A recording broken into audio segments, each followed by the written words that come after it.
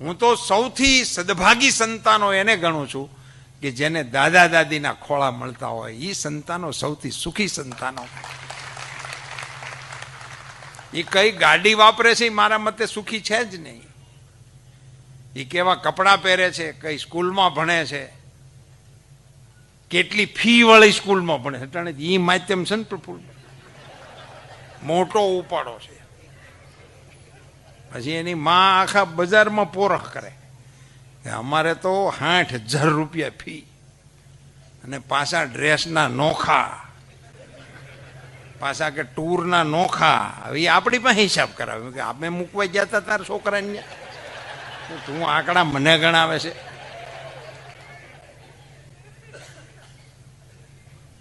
હવે એમાંથી હું નીકળતું છે રામ જાણે.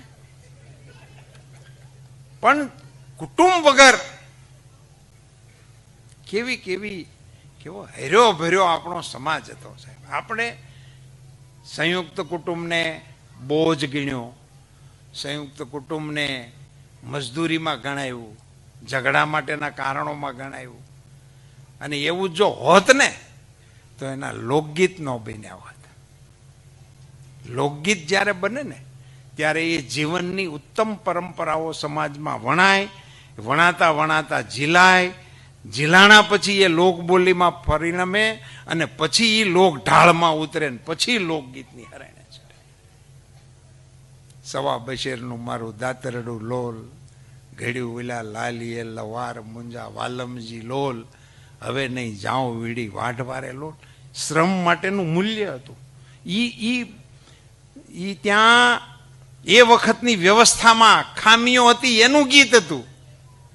પરિણ્યો લાવે છે રોજ પાવલી રે લોલ, હું રે લાવું છું રૂપિયો 1.5 મુંજા વાલમજી લો. 1.5 રૂપિયો. એ જે ગીતો હતા એ હવે જો તમારી આ સંયુક્ત કુટુંબ વ્યવસ્થા એ બોજરૂપ હોત તો એવા ગીતો કેમ આવ્યા છે? સાંકડી શેરીમાં મારા સસરાજી મળ્યા મુને, લાજુ કાઢ્યાની ઘણી હામ રે ગોકુળમાં, હો મોરા શ્યામ મુજને હરિવાના. આ કેવી રીતે ગવાણું છે? જો એ બોજલ હોત તો કેવી રીતે ગવાણું હોત? સાંકડી શેરીમાં મારા જેઠજી મળ્યા મને, ઝીણું બોલ્યાની ઘણી હામ. તમે વિચાર તો કરો કેવી પરિવાર પ્રત્યેની શ્રદ્ધા હશે, કેવો પરિવાર પ્રત્યેનો આદર્શ હશે. અમે તો ગામડામાં, હું તો હજી રહું છું, હજી આપણે ત્યાં ગામડામાં કહેવત છે, બોલાય આમ લોકો હમસતા હમસતા વાતચીત 5 છે શેઠે સડતા નહીં, 3 અંદર જાય તો 2 ખેડશે. એ શેઠે સડાય. પણ એ ક્યારે થાય? સંયુક્ત કુટુંબ હોય તો કહેવાય. એક કલ્યું હોય તો સમાધાન જ કરવું પડે, પગે જ લાગ્યા રાખવું પડે, એનાથી કઈ થાય જ નહીં. ક્ષમતા વિહોણા થઈ ગયા. મોરલ ઓથોરિટી જે આપણી રહેતી હતી ને કુટુંબમાંથી આવે. એકાદ નાનો હોય, કોઈ નબળો હોય, ધીમો હોય તો એ સંયુક્ત કુટુંબમાં ખબર ન પડે. કુટુંબની શાખ ભેગી શાખ એ કુટુંબનો જ ગણાય. એ નાનું મોટું એમાં ગણાય નહીં. એની હારે એના ઉછેરને કોઈ બાધ ન આવે, એના વિકાસને કોઈ બાધ ના આવે. હવે એ તરત ઓશિયાળા થઈ જાય છે, નિરાધાર થઈ જાય છે, સંઘર્ષ નથી કરી શકતા. અને સંઘર્ષ આવે ત્યારે જે એકલતા અનુભવે છે પછી એ પાછા નથી વળી શકતા. પછી પાછા નથી વળી શકતા. એને સમજણ હોતે ને પડે છે કે અટાણે જો ભાઈઓ હોત, અટાણે જો પપ્પા હોત, અટાણે જો મમ્મી હોત, એમ તો એને પછી આંચકા આવે છે. પણ ત્યારે તો આપણે લીલું વાટી ચૂક્યા હોય કે તમે એટલે અમે નહીં ને અમારે ત્યાં તમે નહીં. એવી રીતે જે કુટુંબોને તોડી નાખ્યા. કેવી કેવી સુંદર કલ્પનાઓથી આપણા સંતાનો વંચિત રહી જાય છે. હું તો સૌથી સદભાગી પેઢીને દોષ દેવાની જરૂર નથી. તમે એને કશું પીરસ્યું નથી. તમે એને દેખાડ્યું નહીં કાંઈ ને. તમે તમારા પિતાશ્રીના તમારા માતુશ્રીના પગ દબાવતા હોય અને એ તમારા છોકરાએ જોયું હોય તો કોક દિવસ પગ દબાવવાનું આવે. નહીંતર કે ડેડી અવાજ ના કરો, સુઈ રહો, ડિસ્ટર્બ કરો છો તમે. અત્યારે અમારી સિરીઝ ચાલે છે.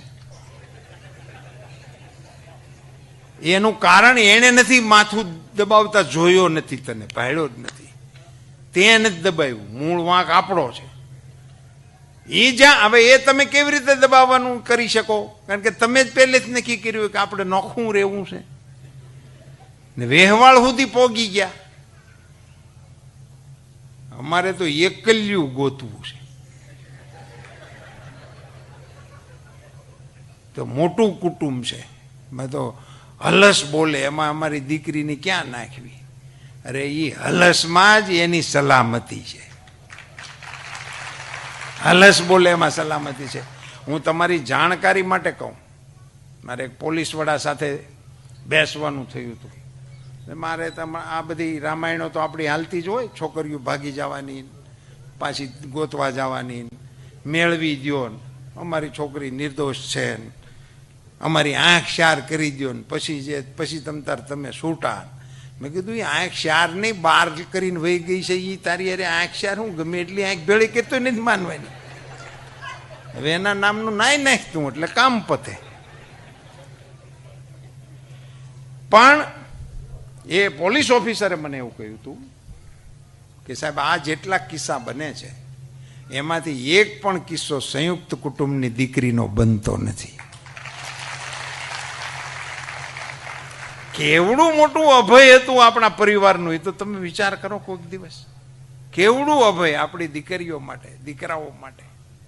અભય, એની અંદર ઉછરતી દીકરી ખબર ન પડે ક્યારે હાહેરે વળાવ્યા જેવડી થઈ ગઈ. કારણ કે ઘેરો હોય ને, કાકી હોય ને, ભોજાઈ હોય ને, નાની બેન હોય ને, મોટી બા હોય, ટોળું હોય, એની વચ્ચે જ એને ઉછરવાનું હતું.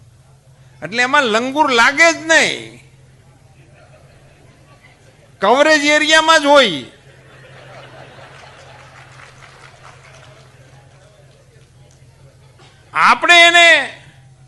આપણે આપણા પરિવારની લાડકીઓના છત્રને છીનવી લીધા છે અને પછી હવે રોવા બેસીએ છીએ. એનો વાંક નથી, આપણો વાંક છે. આપણે પરિવાર તોડી નાખ્યો. ઓચિંતાની આળસ મરડી, જબકીને રાધા જાગી રે. પરોઢ થયું ને પાંગરિયું મન, વન વાસળિયું વાગી રે. ઘરને ખૂણે ઘંટી જાગી, ગીત મંડી ગઈ ગાવા રે.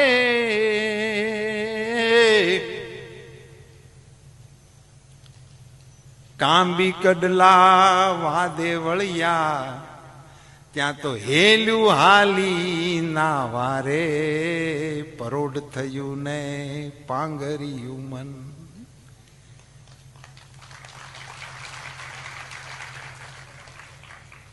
ઘંટીથી ગીત ગાતા ગાતા સવારમાં દળવાનું કામ કરતી હતી અમારી માતાઓ. કાંબી કડલા વાદે ચડ્યા એટલે છાશું ફેરવતી હતી, એટલે કાંબીને કડલાના અવાજ આવતા. હેલ્યું હાલી નાવા રે, હેલ્યું લઈને પાણી ભરવા જતા, પેલા એને ઉટકતા, એટલે હેલ્યું નાવા હાલી એમ ગીત ગવાતું.